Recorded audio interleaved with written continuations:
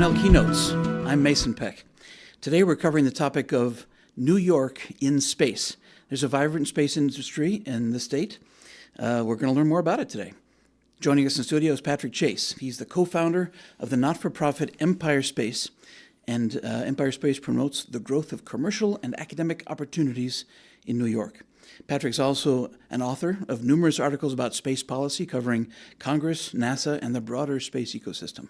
Thank you very much for having me, Mason. Great to have you here. When people think about space and where space is done in the country, they think of California, Texas, probably Florida, Washington, D.C., right? Mm-hmm. But New York has a substantial presence in the nation's space ecosystem as well. Can you tell us about it? Yeah. So thank you again for having me. One of the things that we did at Empire Space when we first got started, this was about 4 years ago, is asked ourselves the question, who is doing what related to space in the state of New York? That question turned up a lot more answers than we had originally thought. This includes everything: planetariums and observatories, museums, academic institutions, private companies, finance firms that invest in space. And now, after 4 years of researching and networking, our census has more than 1,500 unique entries across all these different categories. It's a tremendous amount of activity, more than 300 private companies. I know that there's a slide that we're going to pull up here in a second based on some research that we've done about their focus within the ecosystem. There are companies that focus on core space, so their parts go into space or they use data gleaned from satellites. There's the aerospace network that operates kind of around that and feeds into that ecosystem. There's the defense-aligned companies that also have space applications. This network, these companies employ more than 70,000 New Yorkers. It generates hundreds of millions of dollars in economic activity every year. And according to NASA's own rankings, every year they do an annual economic analysis of jobs impact, economic impact. Depending on how you cut it, New York ranks very highly. We're either 15th, 16th, 17th. So there is a lot of activity here. Across the state, every region, all the way from Buffalo, Capital Region, New York City, and Long Island. So there really is a lot going on here. When we take a look at the numbers, you've got a slide. Yes. Yep, we do. So you see the breakdown there. More than half the companies, and this is a self-identified. We asked these companies through a survey how they see themselves within the space ecosystem. More than half the companies in New York identify in that core space bucket. About 10 to 15% are in that aerospace kind of secondary bucket feeding into that ecosystem. Then roughly a third identify as space and defense. So they're tied into the DoD, other kind of applications in the national security space. As I said at the beginning, it is a little surprising. Yes. The scale of New York space. Mm-hmm. And it's, maybe because there is no sort of high visibility project going on that you can say, oh, that's a New York space project. But there are significant projects. They're just maybe a little bit under the radar, or it's a collaboration with some other larger company that people would recognize, Lockheed Martin, Boeing, Northrop Grumman. Mm-hmm. And also historically, of course, New York has had a massive presence in aerospace writ large. Yes. One of the founding parts of the country when it comes to aviation, of course. But then, of course, over the years, Northrop Grumman in Long Island, responsible for part of lunar missions. One of the things, yes, the Apollo lunar landers were built in part on Long Island, which is a very cool factoid that we don't think many New Yorkers are aware of. And it does speak to not only New York's current participation in America's space economy, but the historical participation. Yeah. We have always been a player, even if it's not the most visible industry in New York, or when people think nationally about space, New York isn't at the top of their mind. We've been there all along, and we are still here today. Yeah, so it's a mistake to really think about the past as who New York is in space.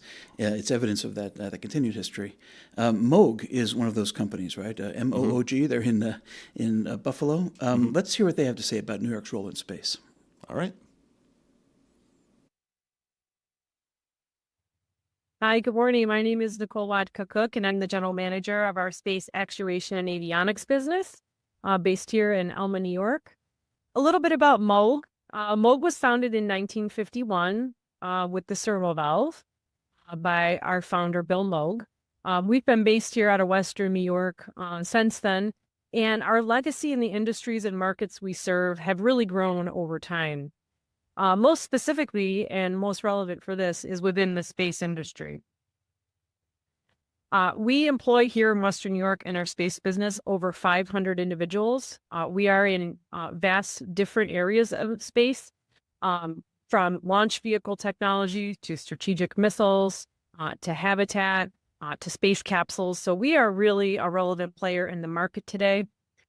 Moog actually has been to every single planet in our solar system. We, on average, launch product into space every single week.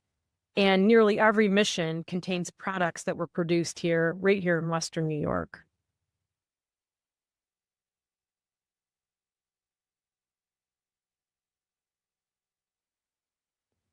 Moog tends to recruit engineers from New York State-based universities. Why that becomes important is we are a Western New York-based company. We want to look to students who are interested to stay in the Buffalo, New York region.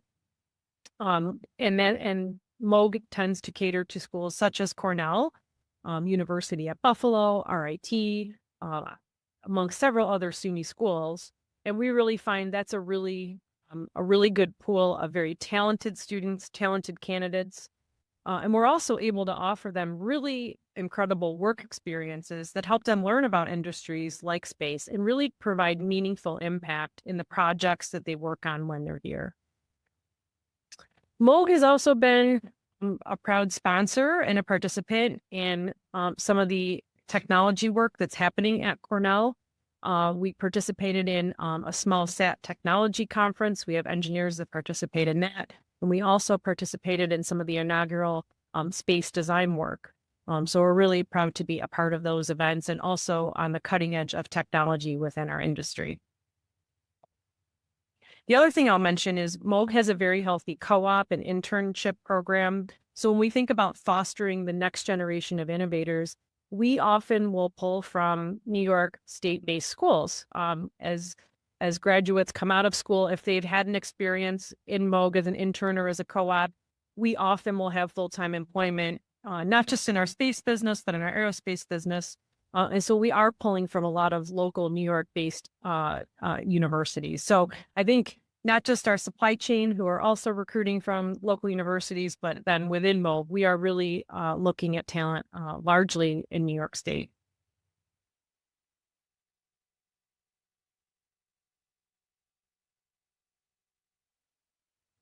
As I mentioned, we employ over 500 people contributing directly to our space business here out of Western New York. When you extrapolate the types of products we make, one product in my business is called thrust vector controls. It involves mechanical assemblies, actuation, and then that also pairs with control units that help control these actuators that help steer rockets. Well, the components that are used to fabricate these products that go into space, a lot of those products are made right here in New York State. A lot of our machine shops are within a 40 to 60 mile radius right here out of Western New York. So the industry is not only important for Moog, but important for a very wide array of our suppliers that are based right here out of New York State. I think the important thing to note is that Moog is not just an engineering company, we're a manufacturing company. And as we are growing on a lot of key generational programs, we are recruiting all different forms and types of talent within New York State. So I've mentioned a lot about engineering. We have wonderful, talented teammates that help lead our supply base, that help assemble our products that go into space, that help us work contracts on the legal side. So I would say space is not just also an area that fosters engineering talent. Our business requires all different types of talents, all different types of disciplines. And so when you look at the growth in that market and the talent types that our market requires, I would say really space is for everyone. And we really need a lot of different diverse types of talents to help make our business successful, but then ultimately a lot of our missions that we support our customers on successful. This is really critical to continue to foster innovation in the state of New York. And so if we're a company that's contributing to that innovation, then we're also getting the next generation of engineers interested about going to space. and looking at all the different technologies. I think it's no secret when you look at companies like Blue Origin and SpaceX and ULA on top of NASA and some of our other primes that we work with, that the growth of what is happening in space is exponential. So for us to ignore that, we would be missing a tremendous opportunity to grow further innovation within New York State and further business within New York State.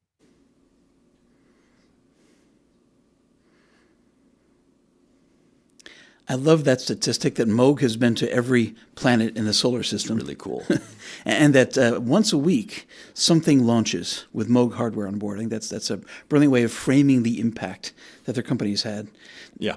Now, No, they're one of the largest and most consequential private employers that we have in our census. They really do anchor a significant portion of the space ecosystem out in the Buffalo region, and it really also contributes to that reality that the space economy in New York exists throughout the state. It's not just New York City. It's not just legacy infrastructure from Long Island, but it really is real in every corner of New York. now, they're a big company, of course, and represent, in some respects, a tradition of space in New York. How do you see New York's space ecosystem expanding in the coming years? So we believe that New York's space ecosystem has the potential to expand and grow in the future.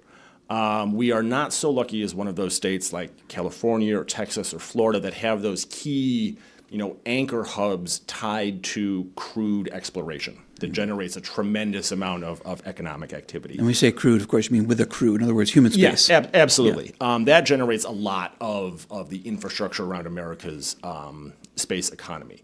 So for New York, especially because our economy here has been a little bit more under the radar, tends to be a little bit more regional and stuff like that. If we want New York's space economy to grow in the future, the way I like to say it is we have to want it.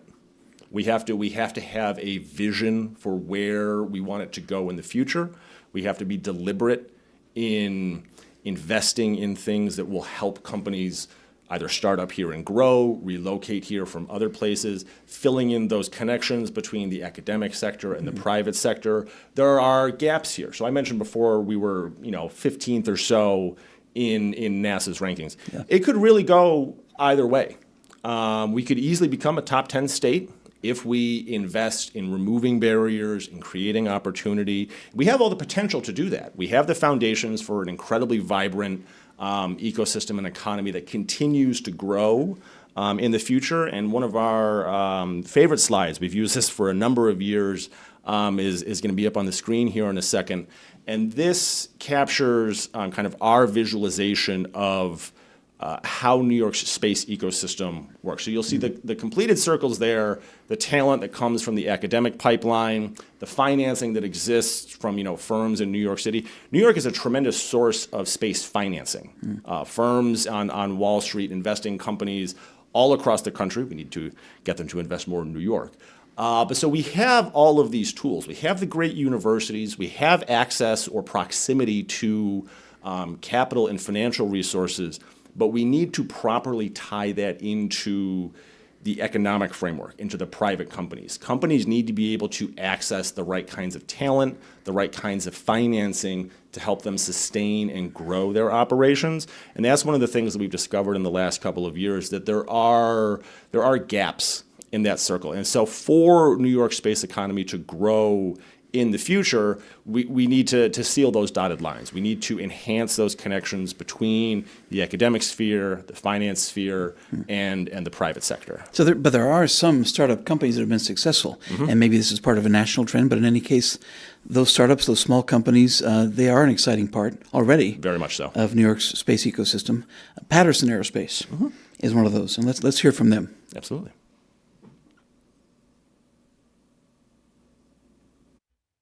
Hi, my name is Kalen Patterson, founder and CEO of Patterson Aerospace Systems.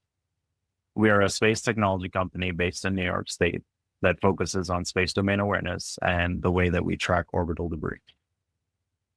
This started out as a project which was focused on combining my love for the aerospace industry with my passion for environmental conservation. And within the time that I was developing this project for my master thesis, we realized that there was a new budding sector within the space industry known as space sustainability, which is now what my focus is.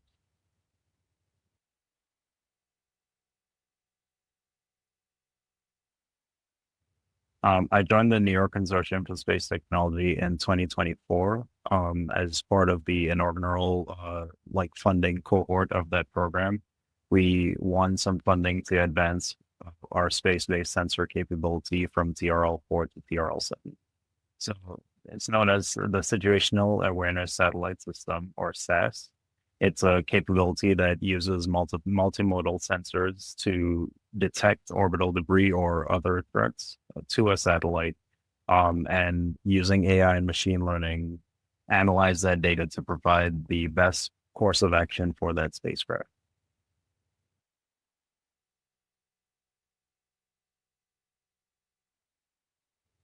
Being a space startup, it was very challenging for us to find funding and to find support for the research and development that we were conducting, especially in the early phases. Being in New York State allowed us access to grant funding as well as a niche university research ecosystem that enabled us to identify partners that we could work with to develop our technology and advance it towards higher TRL levels. And it even gave us the capacity to engage the US government through the Air Force Research Lab.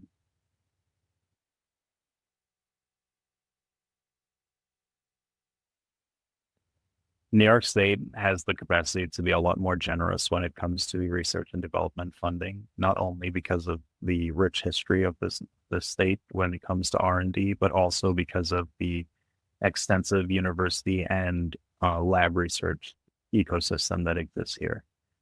These are capacities that I could not find or have access to in the state that my company previously existed in.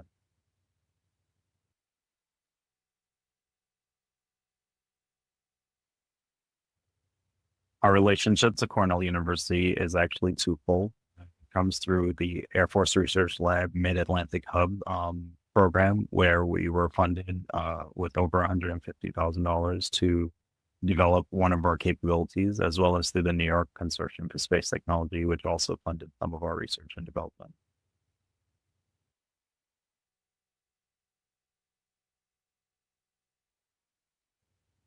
Our technology is currently at TRL-6, with TRL-7 being an actual in-orbit test, which we are currently working on aligning through NYCST. We see the future of our capabilities as enhancing the way that we track orbital debris and other threats throughout the Earth's orbit, as well as beyond through cislunar and Martian orbits as well. We want to know that in the future, our company has a large part to play in all space domain awareness capabilities, as well as general space sustainability as a whole. And we want to know that we can take New York State everywhere we go in the future, because this has been the ground of where we really got our funding and our company established. And we want to know that we can continue to support New York State, but also be supported by them as we advance our capabilities.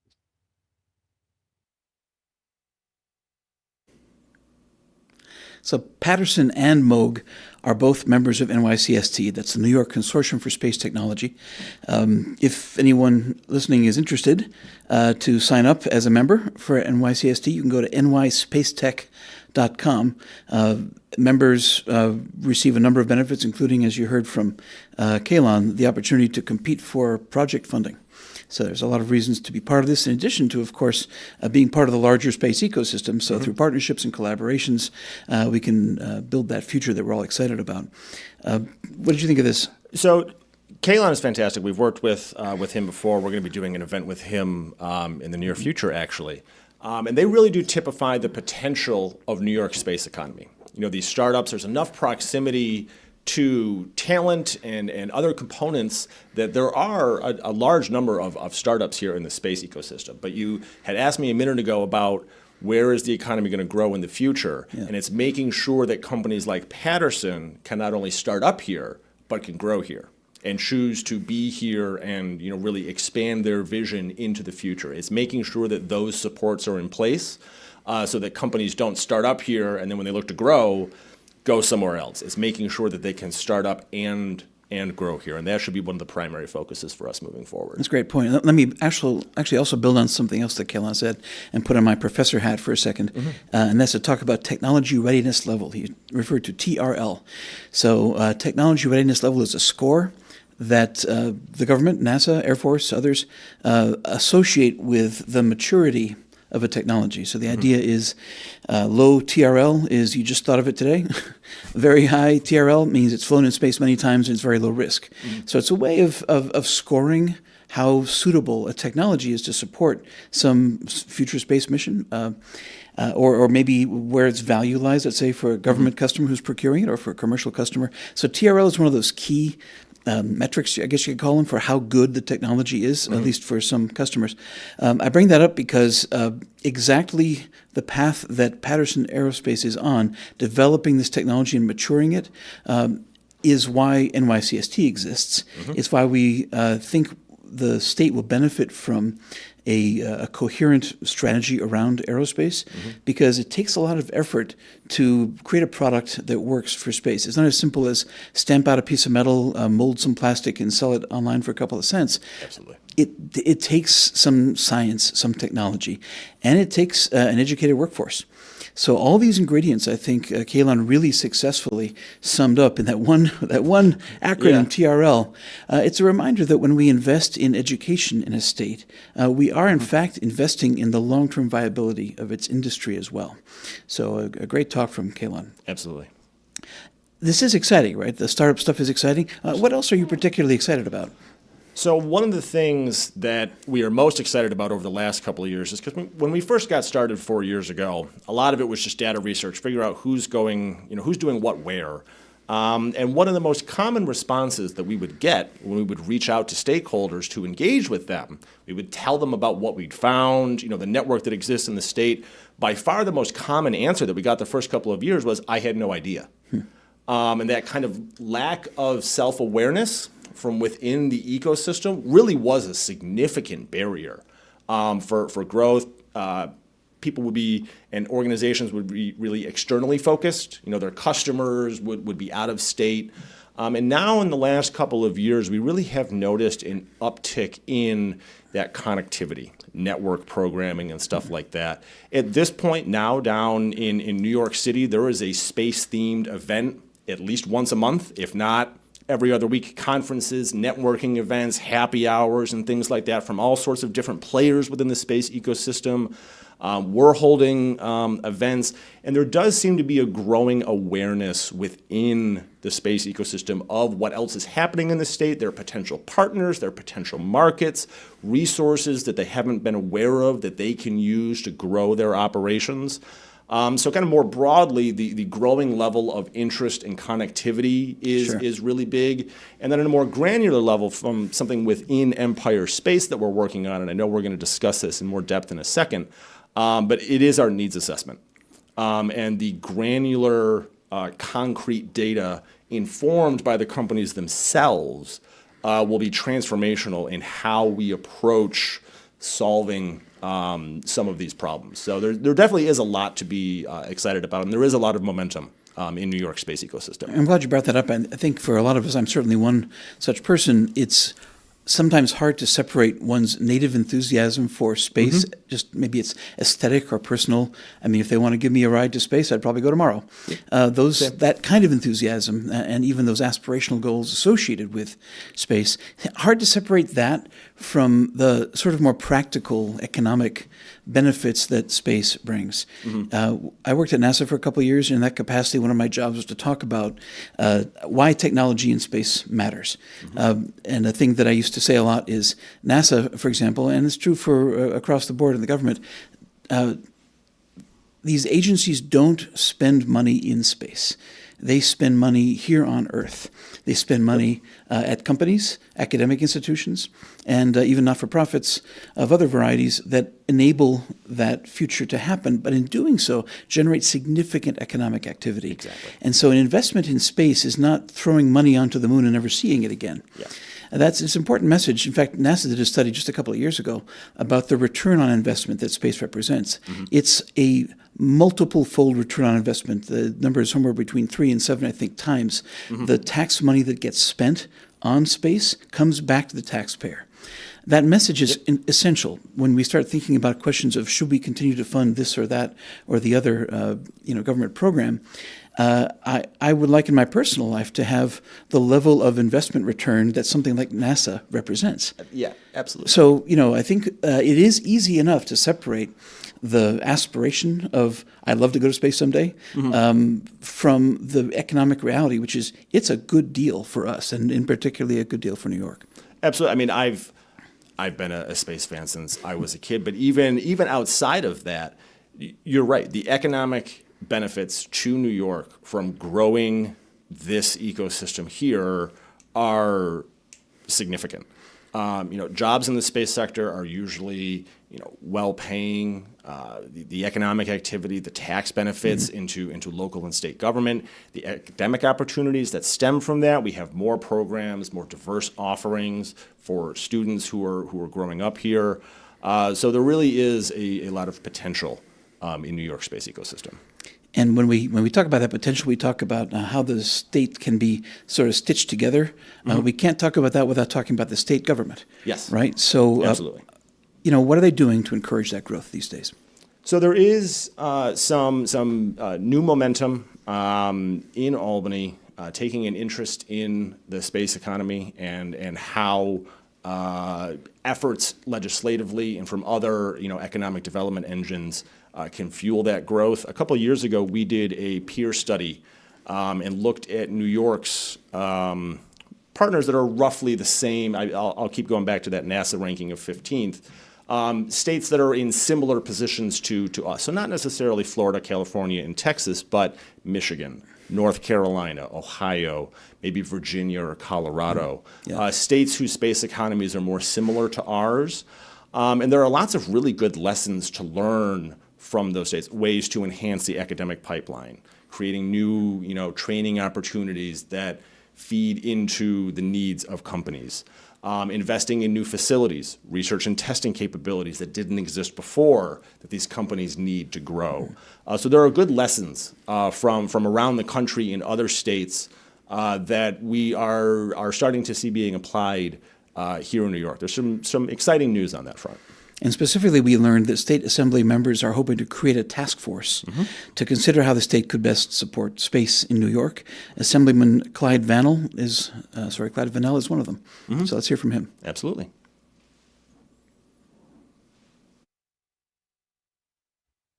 Well, first of all, thank you for having me. My name is Assemblymember Clyde Vannell, the New York State Assembly member for the 33rd Assembly District in the best place on earth, Southeast Queens. And I serve as the chair of banks, but also the chair of the subcommittee on internet technologies. I've studied aerospace and aviation for undergrad. So I have aerospace and aviation undergrad degrees, and I am a pilot. I'm very, very much interested in making sure that the space and aviation industry is premier in New York State.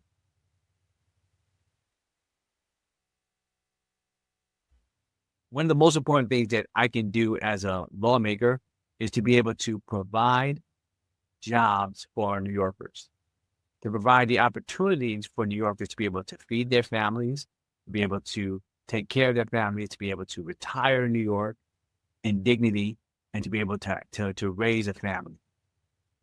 And it's really important for us to be able to invest so that employers can build right here in New York.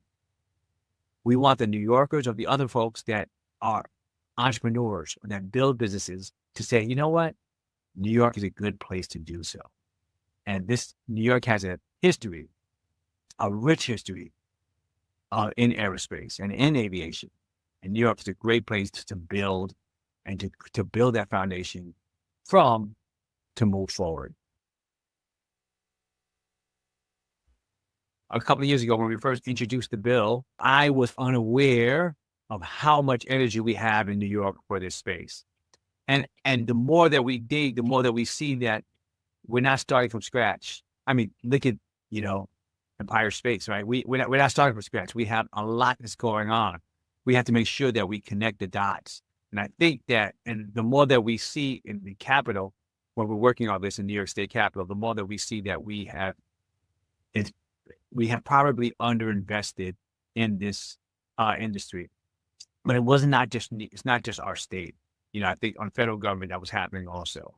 And really important for us to be able to lead, to make sure that, number one, that companies and industry and people understand that New York is a place that you should want to build and grow your aerospace or your aviation company, that we will support it. We want also that New York is a place where we have the talent, right? We have a lot of the talent is here in New York. We want to be able to make sure that you can get access to that talent. Also, we have a lot of programs in New York State when it comes to our agency, Empire State Development Corporation, that has many incentives. It's for small businesses and other businesses to be able to build in New York, in order to hire in New York. And also, we're looking at providing more incentives in this area.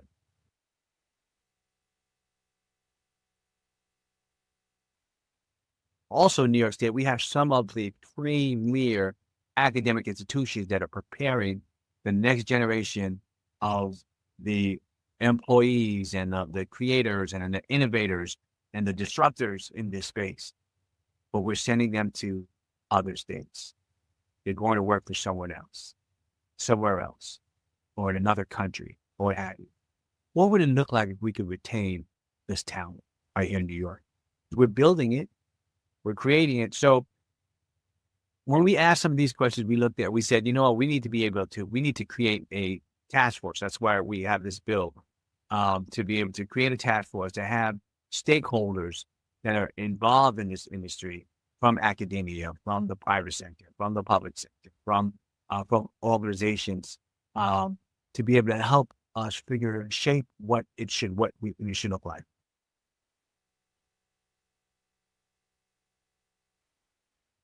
When we talk about telehealth, now many, many people from my district and from all over the state are able to be cared for, to be able to have life-saving health care because of telehealth. Now many people are able to learn. After COVID, when COVID happened, we didn't know how to educate our children. We didn't know how people can work.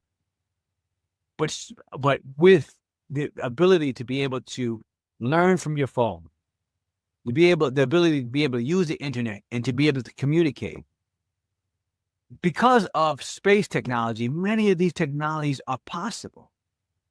Because of space technology, when we talk about infrastructure, right? One of the major things about infrastructure is to be able to exchange ideas, to be able to communicate, to be able to close the gap of time and space. And all of that was possible through space technology. All of that is possible through space technology, and even more. So we can't afford not to invest in space. We can't afford not to invest in our future.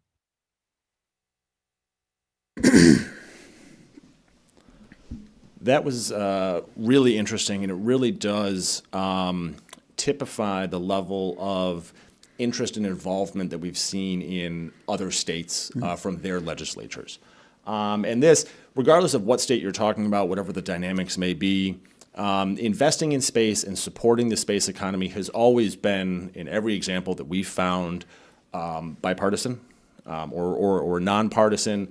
Everyone in government kind of understands, once they engage with the community, what the benefits are from helping it grow.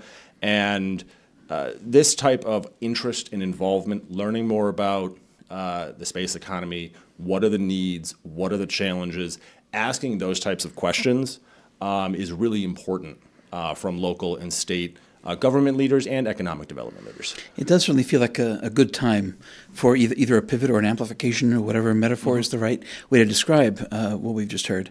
In particular, there's some trends going on that are going to drive the next 20 to 50 years in space. And one of those trends is space infrastructure.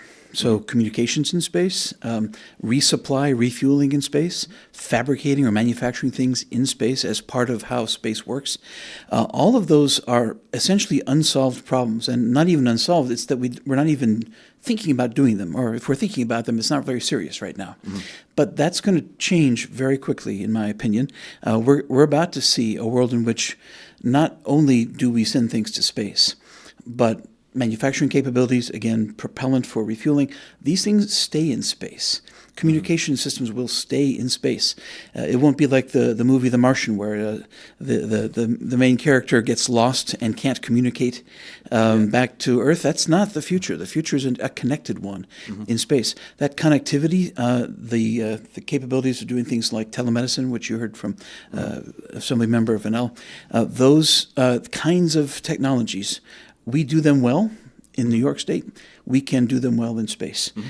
So fortunately, I think we're in a great position to capitalize, if you like, on the capabilities we've already demonstrated in other parts of technology and industry, but translate those results into space. And again, I'd like to think with our extraordinary educational institutions in the state, we can fill in those technology gaps. But that's not the only kind of gaps we're talking about, right? Yep. So there's other gaps that exist. Tell us more about the gaps that you guys have found across the industry. So one of the biggest things that we've invested in over the last year in partnership with NYCST and other organizations is what we call our needs assessment. This is a comprehensive survey. It's not like 2 or 3 questions. This is, I forget the exact number. It's like a 70-question survey that touches on, and it's targeted to the 300 plus private sector companies that we had identified in our census, touches on every aspect of their operations. Give us your superlatives. How many locations do you have? X, Y, Z. Workforce questions, but not just are you struggling with workforce? It's where are you struggling? Is there a type of talent? Is there a type of training that you're needing to access that you're not able to access? We know that all companies struggle with funding and finances, but finding out specifics. What type of funding are you struggling to access? Is it government funding that you're having struggles with, or is it private sector funding? Sure. Is it early stage or late stage? In terms of research and development, we know that companies need more access to testing facilities and R&D, but getting more granular with what those needs are. Is there a specific type of facility that this industry needs that they don't currently have access to? And we're able to get more granular with types of companies. Are smaller companies struggling with one part of the funding cycle, whereas larger companies are struggling with another part of the funding cycle? Different subsectors will have different needs. Listening to what you were saying just now, a lot of the regions in New York have different kind of specialties within space. Moog out in Buffalo kind of anchors a lot of the work that happens out there. My hometown of Rochester has a great history in optics. Most of the major telescopes that NASA has ever developed, part of their optics went through Rochester. There's great connectivity there between the University of Rochester.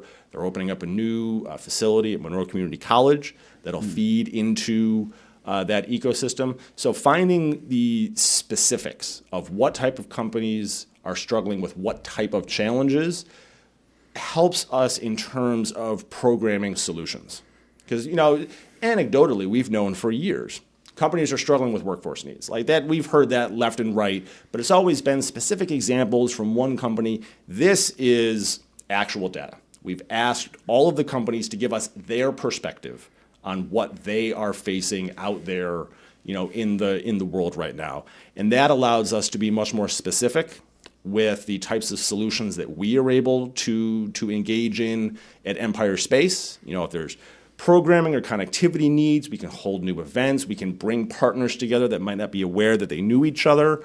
And then when there are needs that Empire Space can't meet ourselves or with our partners, it then helps us when we have to go to state government or local economic development. Right. Instead of just saying there are space companies in New York and they're struggling with access to talent, we can say, hey, we did a survey and we asked them what they're struggling with. They need access to, specialty technicians who focus in this specialty. What academic institutions in New York are we aware of that we can now work with to start providing, the courses that allow that talent to be generated? This is a study that's currently underway, and you've been generous enough to volunteer some early insights for us. Can we take a look at those? Yes, absolutely. We have a slide here. This is one of the biggest things that we've heard from companies left and right about testing limitations. And this shows the relative nature about where some of these companies are struggling regarding testing. You can see here, everyone's happy with the quality of what they're able to get in New York. So we know that that's not necessary. We don't need to upgrade existing testing facilities. That's not something we need to focus on. You do see, based on their responses, the biggest limitations are the cost. So we need to find ways to make it more economical for these companies to utilize these facilities, and then availability of testing resources, which means that there needs to be more.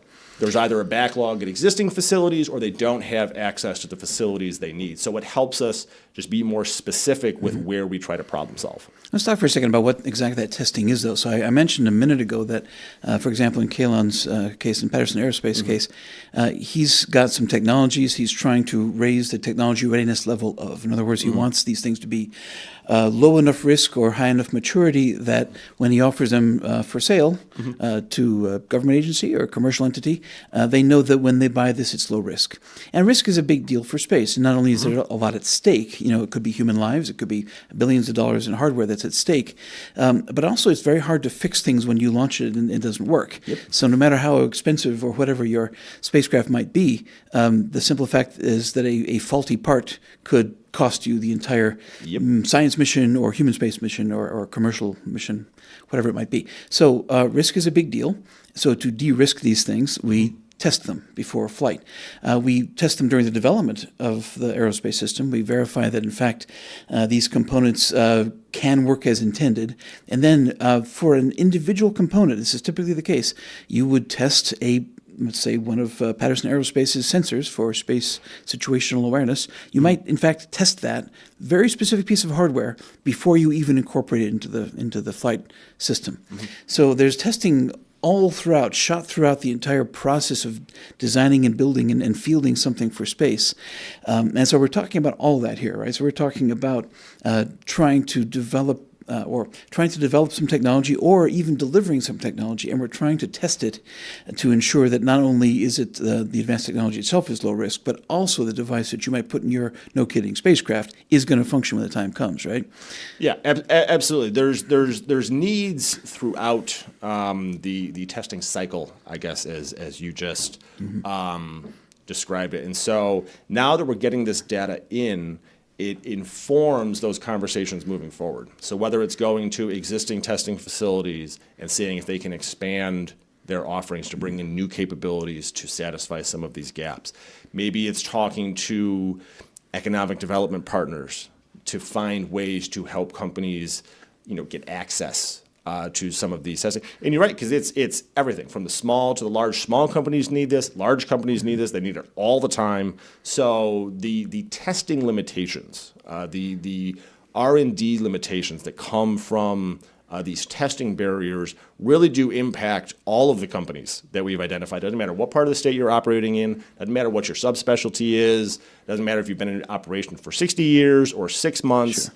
All companies have testing needs, and that is one of the caps on growth in the state. We need to be more proactive about identifying new resources and then helping the companies that need those resources access them. I do think it's important to emphasize for folks who aren't quite as familiar as you and I might be with how aerospace works, that this testing is just an essential step and something we don't normally see in a lot of other products. You know, I think folks are somewhat familiar that cars undergo crash tests, and that you know, the Food and Drug Administration approves medication on the basis of clinical trials and other things. So there is, you know, a precedent for certain kinds of testing that anticipates a commercial product's success, but it's really pronounced for space in a way that I think would be extraordinary. If we should work up these numbers, Patrick. You and I can work on this. Well, let's take a look at how much money throughout the course of a spacecraft development project. We'll ask Kalon, how much money is devoted to the design, how much is devoted to the parts, and how much is devoted to testing that system. And it's going to be a lot at the testing end. So it's not just a little inconvenience that you can't get into the thermal vacuum chamber tomorrow. It's without that, you can't even fly your hardware. Yeah, no, there's no workarounds to the testing limitations. If you can't test something, you know, in the state, you have to send it out of state. And that's what we've heard from a lot of companies. When they don't have access to those resources here in New York, they have to send their product out of the state, which is much more expensive. There's risks of damage in transit and things of that nature. So there really are significant economic costs to these companies when they're not able to access the testing capabilities that they need in a timely and cost-effective fashion. Yeah, so like any kind of costs or any taxes on anything else, those don't just get borne by the companies. They ultimately get borne by the consumer or the customer for these things. And it's probably the case, it has been true for years, that the more expensive space systems are, the fewer of them that we fly, right? It's an obvious fact that if you've only got a fixed budget for whatever it might be, again, science or military purposes, you'll only spend what you have. And the result is less space activity. And then conversely, the more inexpensive space becomes, the more it democratizes access to space, and the more economic activity can rise up around space products. So once again, there are these small knobs that we can turn, things like access to testing facilities, which might feel a little niche, but ultimately it could be that knob that opens up everything we're interested in. Well, and especially, you know, we had discussed earlier about, you know, growing into the future. And there are companies, when they start up here, they might have access to the testing capabilities that they need, but then they're looking to upgrade their product line or expand their workforce. And then they're faced with the reality of, hey, we don't have access to the testing capabilities that we would need if we were to evolve to this stage. And that's when the companies start asking themselves, does it make sense for us to stay in New York anymore? Or do we need to move our operations while we're still small somewhere closer to these capabilities that we need to have access to?